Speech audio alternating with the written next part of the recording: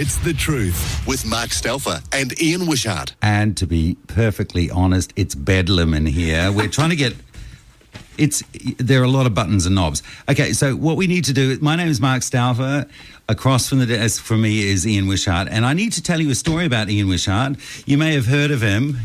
Nobody knows me. Nobody at all. He's a bit crazy. Let's take you back to July 1985. Operation Satanique. Does that ring any bells, Ian? Je ne parle pas français. Yeah, exactly right. So, Ian Wishart and I have known each other for so long that we were flatting together in Simon Street, and on the 10th of July 1985, the Rainbow Warrior was blown up in Auckland Harbour. Now, you know, I was news director at 89 FM at the time, and Ian was the assistant news director, and I don't know what I was doing, probably having a glass of red wine or hanging out, and I heard the news, and it was like, oh, okay, that's great. Ian comes running out from his bedroom, so excited about this. I'm like, mate, we're off duty. We don't have news all night, right? He grabs the ghetto blaster that I'm listening probably to romantic music with whoever I'm with, and rushes out the door. One of the French agents, I suspect. Yeah, one of the French. Well, that would have been nice. And goes rushing out the door. It's fine. No, it wasn't a ghetto blaster, mate. It was a full mini system. It was. Have you any idea what it was like going down to the scene of the Rainbow It was a Warrior mini bombing? system. It Speakers was coming out either shoulder. I know. At least I was getting both sides of the story. Right. Anyway, this guy goes running off, and that's fine. He disappears. At about 6 a.m. the next morning when I'm getting up and thinking about going into work, Ian turns up, looks me in the eye with dark circles under his, and says to me, "It was the French." And I'm like, the Rainbow Warrior was bombed by the French? Really? Are you kidding me? Are you insane? And of course, he was right. It was the first time I've ever been called a conspiracy theorist. This is what I'm leading up to, right? So Ian and I have known each other for 40 years. Ian has always been a little bit of a conspiracy theorist. I have not ever been a conspiracy theorist. Ever. What? Maybe a couple of conspiracy theories along the way, but not like you. You are flat. Let's talk about this. How many kids do you have? 10. Sorry? 10. Ian has 10 children. We're the same age. We're around 50. I have 2 children. Ian, do you have any religious beliefs? I'm providing little taxpayers who are going to look after you in your dotage. That is quite right. No, seriously. Do you have any religious beliefs? Well, of course I do. Right. So you're a Christian. But it's not connected to that. No, right. But you're a Christian. It's just good right? fun practicing. I am an atheist. And somehow along the way we have managed to keep this friendship together, right? Exactly. Do we have any other differing beliefs? Well, you're a liberal. I'm a conservative. I'm not a liberal. I'm a pragmatist. Pragmatist, progressive. There you go. Right. So, but you're also, I mean, for those who don't know Mark, I mean, he's been overseas for the last umpteen years. 25. We do go back a long way. Yep. And in fact, the last time we worked together, he was one half of the duo, the Top Marks. Yep, that was a long time ago. You were Mark Kennedy. And so what are they? I was Mark Kennedy. You were with Mark I've changed. Kennedy. Now I'm Mark Staufer. I was Mark Kennedy. I get confused with the 2 Marks. What are they going to call us? The half Marks now? The Ian and Mark show. I'm not quite sure. There you go. Yep. But no, I mean, this show tonight is going to be a fascinating show because we have got an awful lot lined up. It's all to do with animals, surprisingly enough. And I remember distinctly you were once... what did you say? The show is all about animals tonight? I don't know if I want to do an animal show. I've been hired to do an animal show. What? Walk on the wild side, mate. Yeah, walk on the wild side. This is Radio Live. Yes, 0800 723 465. Right. Look, the issue here and the story that I remember about you distinctly, and I'm sure I've still got the blooper reel audio really somewhere. Bloody bad. Oh, mate, I'll surprise you one day with it. Right. What? You were reading the news on Radio Pacific, the forerunner to Radio Live, way back when. No, so Pacific, I would have been like cadet journalist. This is just out of school, right? Stuff. 18. You were 18. When I had reading hair one of those late night bulletins at about 2:00 in the morning. Yep. Halfway through the bulletin, it's just loud in the middle of the news. Yep. You stopped dead. Yeah. Well, I didn't actually stop dead. I sort of recoiled from the chair from which I was reading Radio Pacific National News from and flew across the studio because it was terrifying. And underneath the desk in front of me was a bloody dog. Someone had brought a dog into the radio station and stuck it under the desk. And I think you'd kicked it or something. Around your no, I don't think I kicked a sort dog, of mate. We're move. going to have problems if you say Anyway, I kicked the dog. I kicked the dog and it died, and I'm in trouble. Yeah. The news was entertaining. I'll show you because it growled several times. It did growl several times. It times. came out of that booth quite rapidly. Now let's talk about the truth, because we're at the moment we're the newest radio show in the entire world. Yeah. And it's kind of weird that you and I have got together because we have such differing views after 30 years. We both kind of changed in terms of politics and belief and religion and all that sort of stuff, but somehow we're still mates. And somehow when we get together, we have conversations. And the other interesting thing is that in terms of conspiracy theories and urban myths and oddities of life, I love it when you go to a party, right? Get a little bit drunk and have a chat with someone. Everyone has a conspiracy theory. They do. Right? They do. Everyone does. Now, Ian has more conspiracy theories than most of us, and he's not drunk ever. But this is what we're kind of talking about on the show tonight. It's not just conspiracy theories. It's the weird stuff that happens in New Zealand specifically. So we don't want any fluoride callers, please. Yes, Although Ian and I both do not like fluoride. We don't want any JFK assassination callers. Because we have animal stories tonight. And we have... I can't believe it. The first show we're doing animal stories. It's ridiculous, right? Africa, and this is a great night. This is a great show. Folks, the whole premise of The Truth is this, is that you have here two guys who have wildly divergent views of the world, and I think that's a bit like our audience and a bit like our life in general, because that's what debate and argument and good talkback is made from. Right. So this is where we're taking it. It's up to you guys to partake, to ring us up and tell us what you think.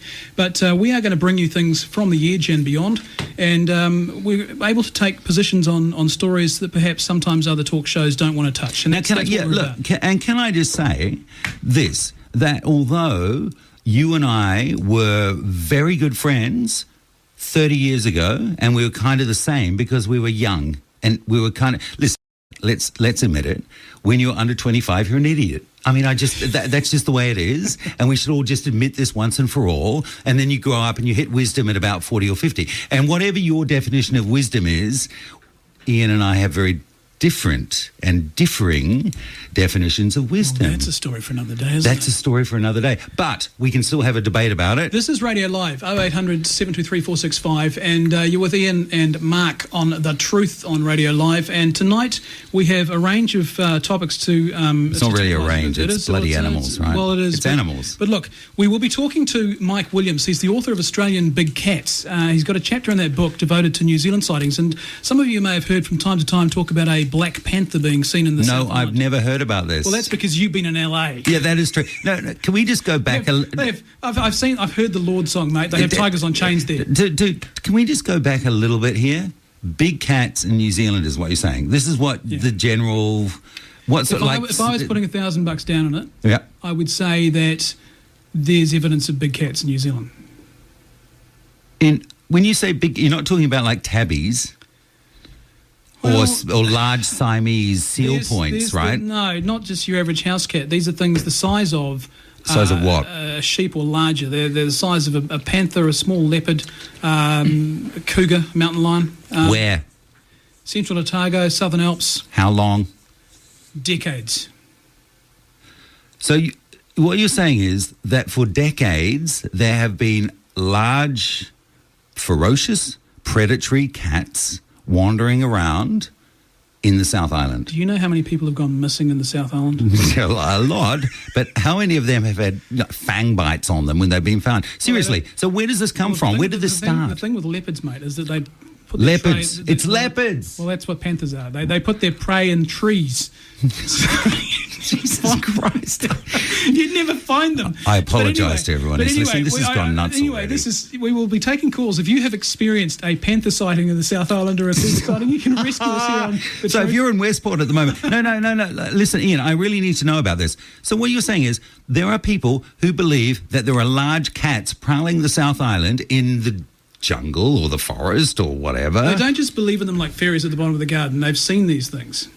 And that's the twist. We're going to be talking to a guy who's investigated this, Mike Williams. Since when? He's a big cat investigator. He'll tell you all about it. That's a job? We'll be talking to him. There is a job called a big cat investigator. We will be talking to Mike Williams after. How much does he earn a year? 11 o'clock. It is a fascinating interview. It is a fascinating subject. On our Facebook page, incidentally, you can go to Facebook. Just look for The Truth Radio Live is the Facebook page, The Truth Radio Live, and you will find us there, or you can go to investigatedaily.com and get to the Facebook page through that as well. Can we go back to just but there a is step? a picture of the big cat Right. in New Zealand. Who took the picture? A hunter.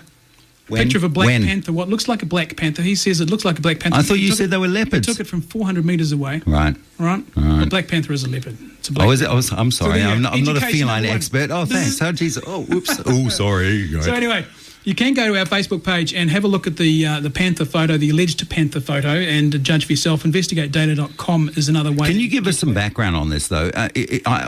Right. I'm willing to go with you a certain way that there may be slightly bigger cats wandering around. How the hell did they get here? They're not natives, right? That is the fundamental question. No, they're not native.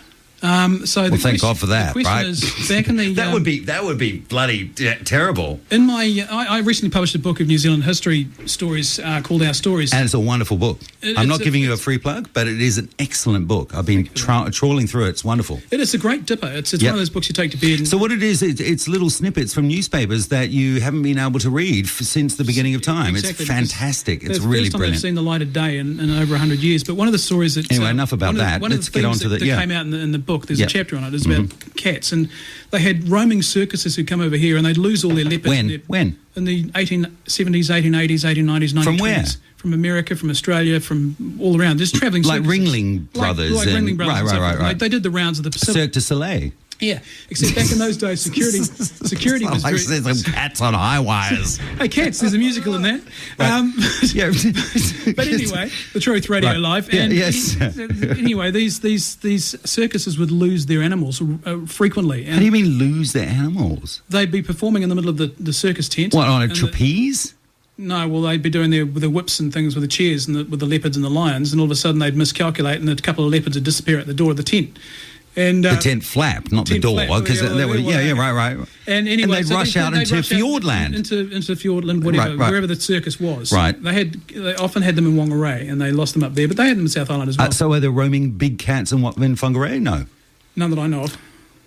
But just in Fjordland. Okay, anyway, sorry, I'm interrupting too much. Big cats in Whangarei. Nice.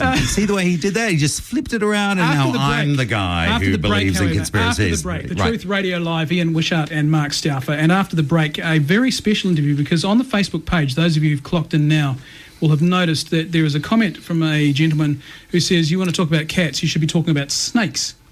Oh, hang on. Are you what, snakes escaped? We'll come back after the break. This is Radio Live. I'm Ian Wishart. That's Mark Staufer. 0800 723 465 is the number. It's The Truth with Mark Staufer and Ian Wishart. Welcome back, folks. I'm Ian Wishart. That's Mark confused. Staufer. I'm confused. I'm confused. Because we've got these big cats, leopards and / panthers roving around the country, and not many of us have seen them. And now you've got somebody else who's seen some... All right. Snakes on a drain, mate. Snakes on a drain. Tell us. Who is it? Well, his name is Bob Bradley, and he's a businessman from the South Island who had a gold mining prospect down on the west coast. How long ago? This is 1990. Right. And he and his son, adult son, were out as fossicking around at the tailings of a gold mine around the sluice, the drain area of the mine. Right. And he came upon a snake. And is he on the line?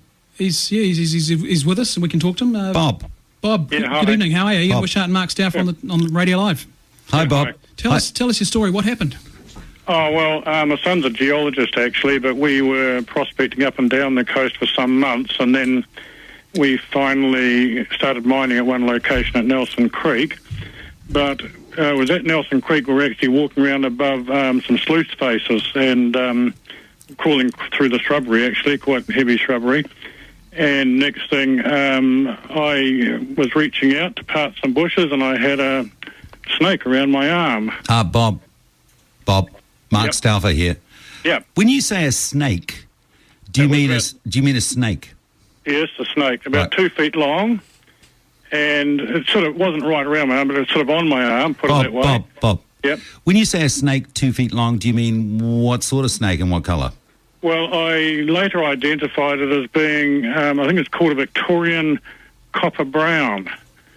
And I was actually later on working at Landcare too. But anyway, just to go on there, I actually flicked my arm out and it went flying off down into the sluice face. But subsequently, we mentioned our experience to a few other miners over there, and they had also, at least 3 others in their experience, had seen snakes too.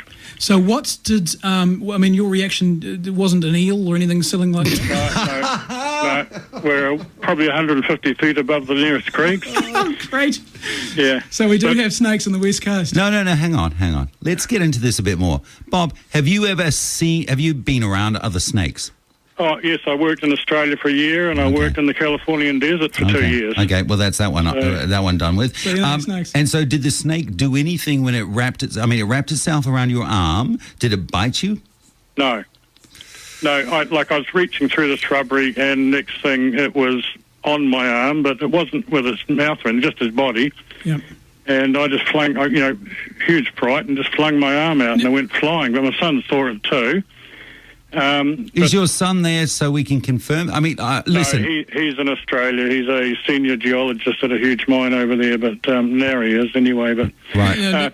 But I can tell you further that subsequently, apart from these other West Coasters, I was working with Landcare doing the Y2K project. I was checking out all of their computer risks and so on around about 1999, and I mentioned it to the scientists there, and they said, oh, yes, we do know there is a small population. No. And the statement was that with all the ships coming in from Victoria with the gold rush days, they were coming to places like Charleston, Westport, Karamea, Hokitika, and so on. Yep. And he said that the miners were coming from there to join the rush here, and they believe a few snakes would have come through. This is back in the 1860s. Yeah, can I just go back a bit? And excuse me, Bob, I'm a bit obtuse because I don't know much about reptiles or mining or the West Coast. So what you're saying is that in the 1860s, right? Yeah, 1860s. Right. So a whole bunch of snakes came over with the original miners. Hang on. What you got, and they bred and they lived down there in, snake colonies. Is this what you're saying, Bob? And they're still there? Yeah, I was a wee bit concerned. Another part, like in Victoria, I think I may be too cold on the coast to get some ripping frost. Right. But so you get them in Victoria as well. I lived in Melbourne for a while and up out at Mildura, and you get real heavy frost there too. But lots and lots of tailings around the West Coast, and that's where these apparently have survived by being amongst the tailings and eating the odd rats or whatever it might be. I think it's a fascinating story. Yeah. I think it's no. Can I stop you there? Yeah, you can. And Bob, and sorry, I'm not just playing the skeptic deliberately here. Yeah. But as a Kiwi who's lived here for 50 years on and off, I've never heard of any bloody snakes. And if there were any snakes in this country, I would not have come back after 25 years. It's really bloody concerning to me that you're saying there are snakes here. Well, and can I ask you a question? You sound like a very intelligent man. I'm a doctor of, I've got a doctorate, But anyway... Right, hang on, let me finish the question. You sound like a very intelligent man. You got a doctorate of... of marketing, actually. Oh, well, that's different from... Yeah. Right, anyway, a doctorate of marketing. I mean, that's a doctorate of something, right? So why haven't we heard of these snakes before? Well, at the time, I rang the MAF authorities, and that's what really amazed me. They were rather disinterested. But the guys at Landcare, where I was working with the teams out at Lincoln, it was, they were a bit nonchalant about it too. But the guy just said, not a big population, just some had come across with the sailing ships that were coming across the Tasman. But so you say they've been living here since 1860 and breeding, but it's bloody cold down there, so they've been living. I can shed some light on this, and Bob, you might be interested. I've been since I found out this afternoon. I have made some inquiries with Biosecurity. With snakes, with who? What? Biosecurity NZ, and they've sent me a news release. So Bob, it is directly related to you. It says. Ministry of Primary Industries is not aware of a colony of Victorian copperhead snakes anywhere in New Zealand. An initial search of databases has not found any record of a notification of these snakes being made to the Ministry through its exotic pest and disease hotline. But of course, Biosecurity NZ didn't exist back in 1990 when you reported this. They go on to say, however, as a precautionary measure, we would certainly recommend the man who feels he's seen these snakes makes a call to MPI's free hotline as soon as possible on 0800 80 99 66 so we can investigate this further. Yeah. Alternatively, if a contact number can be supplied, we will make contact with him. The news release is being passed to our investigators. So that's Biosecurity New Zealand. They're very keen to hear from you as to where this happened. In fact, where was it? Where did it happen? Nelson Creek. Which is whereabouts exactly? That's up the Grey Valley and just past Nahiri, before Ahura. And Nelson Creek had quite an extensive, like we mined up there. There's a lot of, we had six kilometres of claim. Yeah. And a lot of old terraces there, and with tailings there, but we were mining where they hadn't done it, you know. Bob. Yep. Bob. You're not doing marketing for snakes by any chance. Can you understand? Can you understand that I'm still? It's not that I'm disbelieving you. He wants you to go. And but I need to learn a little bit more about you. Do you believe in any other strange things, like the snake thing? Are you sure it happened? Yes. Like I'm retired now, but I've actually written 5 books in my time as well now. But they're not about snakes; it's about geology and so on. Yeah. But at the time, it was published in the Greymouth paper. We reported it then. Oh, it made the news headlines. Yeah, wow. In the mid-90s. Yep. And as I say, I was working with scientists at Landcare, and they're the ones that confirmed to me that there was a very tiny population that they believed had come across with the ships, because there was no control on them coming from Victoria. And I suppose the other thing too is about if you were trying to go out deliberately looking for snakes, you could spend a fortune in taxpayers' money searching around for these things in the wild and never find them. You know what? Quite remote, away in the bush, and overgrown, very deserted. And Bob, to get around, you're actually using a machete most of the time, so it's pretty remote. Bob, have you seen any other things that you'd like to share with us tonight? Big cats? No, that's it. Just snakes. Okay, I was being a bit rude there, but listen, I actually, listen. I've heard a lot of weird stories from a lot of weird people, but you're not weird, and I believe you. And I'd love to hear from anyone out there who has met or seen or photographed or viewed anything strange, like just to snakes. Snakes. Just to put this in perspective, folks, and thank you, Bob. I appreciate your call and I appreciate your time. Thanks, Bob. Because it was a fantastic, thank you, Bob. Fantastic interview. Listeners, you heard it here first, because this is the first time in New Zealand history that we've actually had confirmation from an eyewitness about snakes being on the loose here, not because they've slipped through customs and border control in a container, but because we have a breeding population left over from the gold mining days. Right. Now, the significance of this is, do we have snake antivenom in New Zealand? Well, there's two things. Mark's worried about coming back from LA to a country full of snakes. We don't. Let's put this in perspective. We don't have anti-venom. I checked with the Ministry of Health this afternoon on this. Right. We have anti-venom for sea snakes, but not for the Victorian copperhead. Are there sea snakes here? Yeah, we have sea snakes. Where? We get them every summer. What, in Judges Bay? Where? What, Rickerton? Where? On the Kuiper Harbour. I've never heard of a bloody sea snake. No, bullshit. Sea snake sightings as well. Yeah, right. 0800 723 465. But seen the a point about sea this snake? is we don't have the anti-venom for this particular Victorian copperhead snake. So if you did get bitten by it, clearly there would be a trip to Australia to rescue you. However, would you make the trip? Would you die on the way? Would you survive the trip? The copperhead is actually a deadly snake. Right. But they're not aggressive. They're quite shy with humans, and that's why you won't see them. The good news is if they've been here for 150 years, which obviously they have... They're hiding. They're really clever snakes. They haven't bred wildly and gone out of control across the South Well, no, Island. because it's too bloody cold. It's not quite snakes on a plane. They're snow snakes, right? That was the other thing. I read about the Victorian copperhead. Right. They're one of the few snakes that can tolerate snow. See, this show already, and we're only 35 minutes in, and I'm, my job here is to be a little bit of a pragmatist and an unbeliever, but already it's kind of skewed a bit weird because we've got snakes in the South Island, and that seems impossible. The big cat thing, I can believe, and there's a picture on the Facebook page, but it's just, I can't see snakes here. And the next thing, if you do Abominable Snowman, I'm going to punch you in the head. Radio Live. I'm Ian WIshart. That's Mark Staufer. This is The Truth. You can go to our Facebook page on Facebook. The Truth Radio Live is the Facebook page, or investigatedaily.com will get you there as well. We will be back talking with more about these animal stories and the like. No more snakes, though, right? Well, I want to take calls from anybody who's actually seen any odd animals. Give us a call now if you've seen wild panthers or cougars by one, or anything else around New Zealand. Eaten one even. Got a picture the of one. proof is not if that you high. can give us a bloody if you have photograph. been pounced on by Yeah. one, let us know. Yeah. Look, we really want to talk to you because I know that there's been a lot of sightings around here. 0800 723 465 Radio Live. I'm Ian Wishart. Back in just a moment. It's The Truth with Mark Staufer and Ian Wishart. Welcome back, folks. I'm Ian Wishart, and this is Mark Staufer Hello. as well. Yep. This is The Truth on Radio Live. It is 20 minutes away from 11 o'clock. And tonight we're talking about animals, and it's kind of gone in a weird direction for me because we started off talking about big cats, and I'm willing to believe, Ian, because... I haven't even given you the big cat evidence. I know we haven't done that yet, but we have spoken You won't about... believe in the snakes that I have given you the You evidence. suddenly sort of scooted off and towards... Slippery things. it's all gone weird. Snakes on a drain. Who have we got? We have Joe on line 1. Joe, how are you? Oh, hi, Ian. Yes. Yeah, hi. I'm here too. Mark, well, there's Hi. a question for you. You guys are very entertaining. I Thank would you. have tuned in if I'd heard you guys were on earlier. Have you been hanging out with, by any chance, Pam Corkery? Well, That's to Mark. That's to Mark.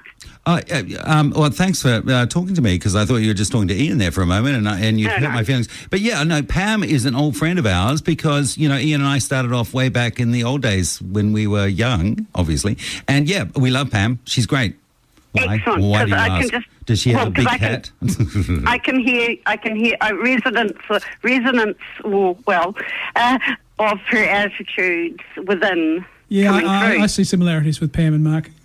Yes. We've got the I same know. hair. It's, go to the same hairdresser. I can see it now. Yeah. I can see it now. You haven't seen any big cats, have you? Yep. Me? Who? Well, regarding that, I've got a little story. It's not very exciting because I was only a kid, but I had regarding that fellow with the academia. Yep. Joe, can I interrupt and just mention that when you're a kid, everything looks big. So if you're going to tell us a story about a big cat, it's just going to be a bloody tabby or something. Is it about a big cat when you're little? Tell us. No, it wasn't. Okay, it sorry. wasn't. I was referring to the chap that rang. Mm-hmm. Yep. How his story was quite from what I could gather, he was grasping around in the bushes and jungle, whatever you call it, and something grabbed him by the arm. I don't think he actually saw it clearly. And it could have been a really angry eel. Yeah, Ian pointed that. Joe, I'm with. Thank God you're on the pragmatist side. There's on my side in this because that was my initial thought. And even Ian, who believes most crap that anybody says about any strange stuff, went, "Oh, perhaps it was an eel." But no, he was pretty sure. And the thing about Bob, and I must say this because most of these people who see strange things, flying objects or snakes around their wrists or large cats, are a little bit strange. But he is credible. He is. Well, he said he was a salesman. No, he's He's a doctorate of marketing. Same thing, I guess. Marketing. Yeah. He's a gold miner as well. Salesman. Yeah, gold miner and a doctorate of marketing. You should find the gold and then you market it. That's He the should trick. come and sell advertising at Radio Live. Exactly. We got a job for him. So have you seen anything yourself, Joe, at all? Yes, I'd like to make. There's two more points if I can, you guys. I know you're all biting at the bit. When I've heard of these and of these ant sightings. Now, when you see, it is possible for a large panther to survive if it did escape. That's one point. They're absolute amazing hunters and all that. And there've been sightings over in England where. That there actually was animals attacked and stuff. However, but when you're looking through a scope, even if it's a gun scope or a binocular, things look larger than what they perhaps necessarily are. It could just be a really well-fed Listen, moggy. if Moggy is staring, if Moggy is, if Moggy is staring at you down the binoculars, it still looks like Moggy, right? It just looks like a big cat. She has a point, though. So do I. You both. I've got one more point. Yep. Sorry. Far away. I thought you start finished. laughing. Okay, right. Well, I am laughing actually, Okay, right. because it's just so funny. So that was one funny point. Quick, go, Joe, go, Joe. Yes. Now, when I was bring back to the original, when I was a kid, I thought I was, I don't know, invincible, as you do. And I climbed up this tree that so happened to go over this dark creek. And the branch snapped and I landed slap bang in it. Yep. So here's me in this spooky, spooky dark creek. So I rocketed up to the bank, sat there, and we saw this. And it was an eel. But it would be, those eels can be... bloody big. But up to 100 years old and all this crazy stuff. And it was huge. It was on a Tuk River. Yep. Me and my cousin. It's possibly still there. Eels don't die unless we catch them, apparently. Or they wrap themselves around your wrist and you throw them off a cliff. Well, the thing is, it looked like a seal. I just absolutely freaked and ran home, because we just lived up the road. It was Right. really, really, really freaky. Thank you, Joe. Thank you, Joe. Appreciate your call. Thank you for that. Can I say something to you, Ian? Joe made just quite a special point there that I'd like to point out, and she said it looked like a seal. And this, to me, is one of the problems of big, strange animal sightings, that this lovely lady who called us up saw an eel and said it was so big it looked like a seal. It was carrying an S. Right. Yes. Anyway, on line 2, we are talking to Rebecca. How are you, Rebecca? Oh, I'm good, thank you. Excellent. What can you tell us? Oh, well, I live in Wanganui. Yep.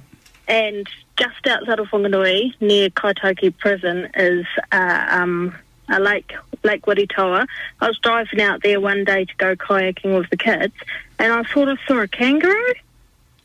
And I came into town and I told somebody, but I was real shamed out because there should be kangaroo out there. And she told me that ages ago there used to be a little zoo around here, and it was wallabies.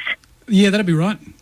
I've actually seen some driving around Rotorua. The wallabies were driving. Well, they were driving. You saw driving wallabies around Rotorua. There's wallabies on the loose, Rebecca, and there are populations. They were released again back in the 1860s by settlers coming in and hang on. decided. Let's just back it up a little bit here. Oh, come on! You're not going to tell me there's no wallabies. No. I'm not going to say that. But it's interesting.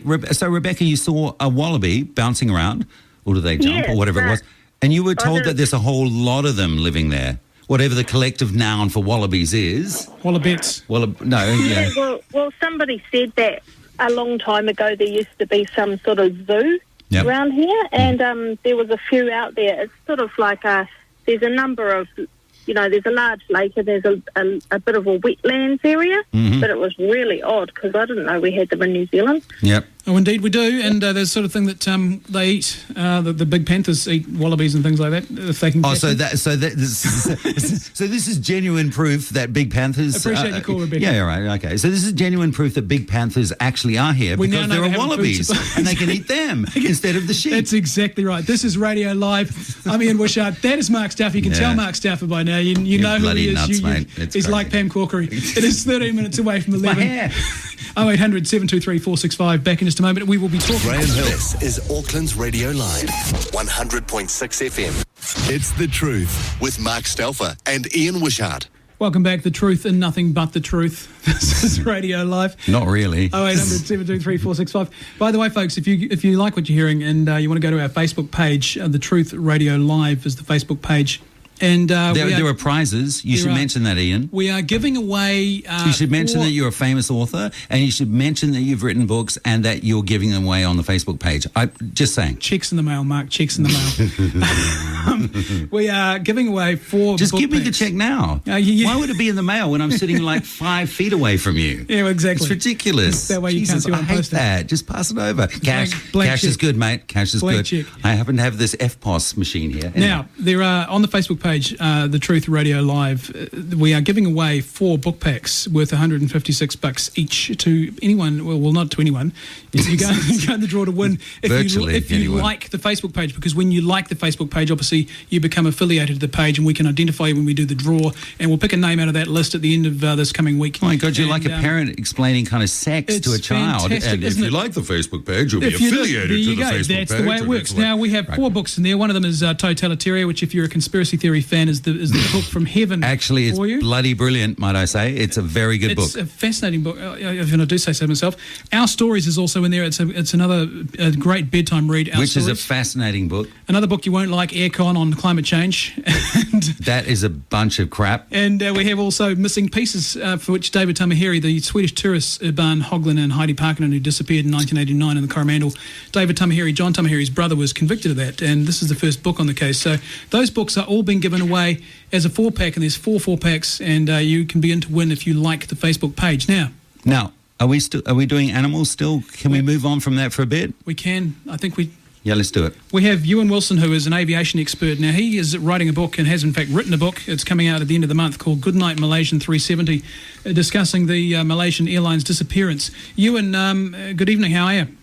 I'm really good evening. Ewan, can I just jump in here? Mark Staufer here. And the name of your book, Goodnight, MH370, seems to suggest you think the Malaysian Airlines flight is no longer in existence.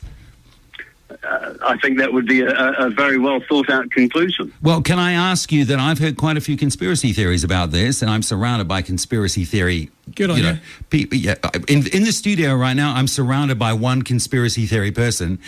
Is it not on an island somewhere? Is it not in the south of China? Is it not up in the sky with a UFO? Where is this bloody plane?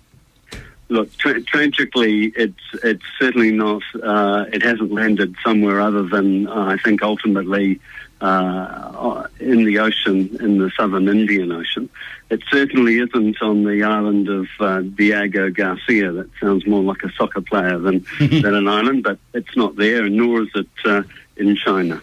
Right. So what you're saying is, see, this is what, look, to be honest, my problem with this conspiracy theory about this plane is that, from the very beginning, I thought, oh, it's just fallen out of the sky and sunk into the ocean. And I realized that's not all of the conspiracy theory about this. How did this happen? Why is this plane sunk to the bottom of the ocean?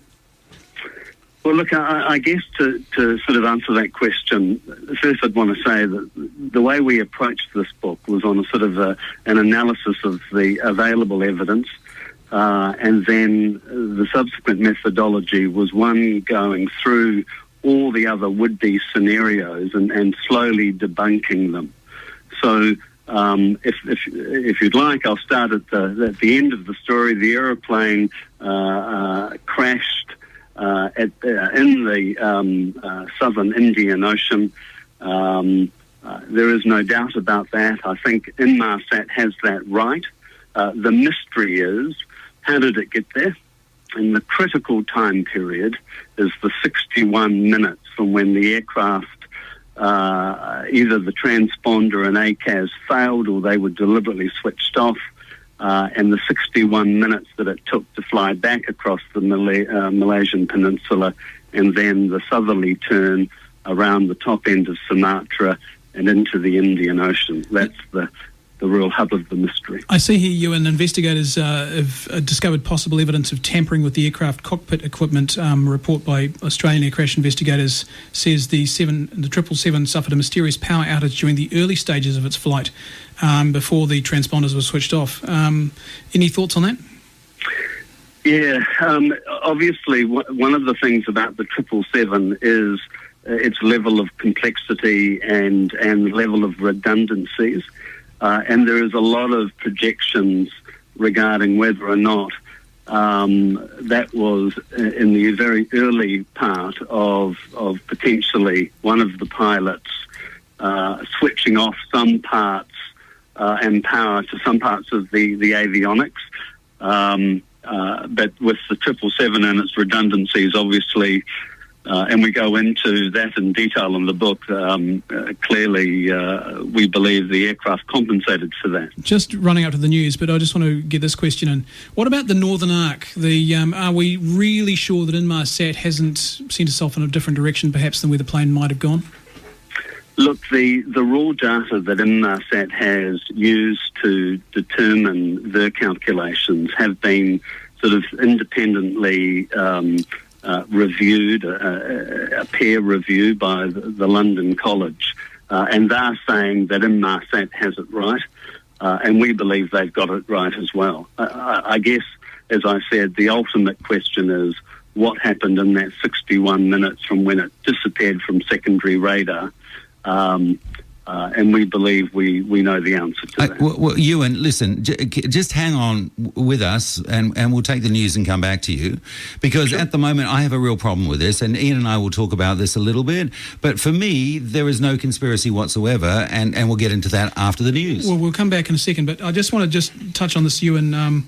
The book is called Goodnight Malaysian 370. When's it coming out? Comes out on the 30th of July, either here in New Zealand in good bookstores or at Amazon.com. What sort of demand are you getting for it? We've just been astonished with the level of interest, particularly in the UK. We dominated most of the UK papers 2 weeks ago when we came out with the news of the book. We've had some great inquiries from Asia.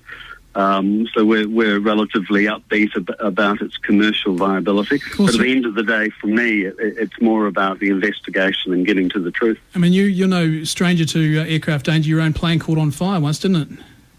Yeah, out of Brisbane down for Norfolk Island, 10 tons of cargo, and we had an onboard fire. Never a dull moment.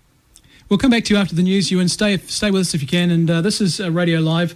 0800 723 465 is the number. If you want to talk to us about any of these topics at all, Malaysian MH370 or the big cats, will be after you and after the news, we'll be talking to Mike Williams, the author of the Australian Big Cats. Or snakes. Snakes as well, if you've seen snakes. Give us a call. Trouser snakes even. I don't care. Yeah, I think anything so. Interesting. 0800 723 465 is the phone number. Radio Live is the station. The Truth, nothing but the truth. And our Facebook page, just a reminder, folks, go to the Facebook page. The Truth Radio Live is the Facebook page. Like the page, you will automatically go in the draw to win one of 4 book packs valued at $156 each. The books are Totalitarian. Who wrote these, Ian? Our Stories, Aircon, Missing Pieces. Sound interesting. Well, when your book comes out, maybe we can offer one of them. No, I'm not going to give a children's book away on this show. That would be weird. This is Radio Live. I'm Ian WIshart. That's Mark Staufer. Join us after the news. Take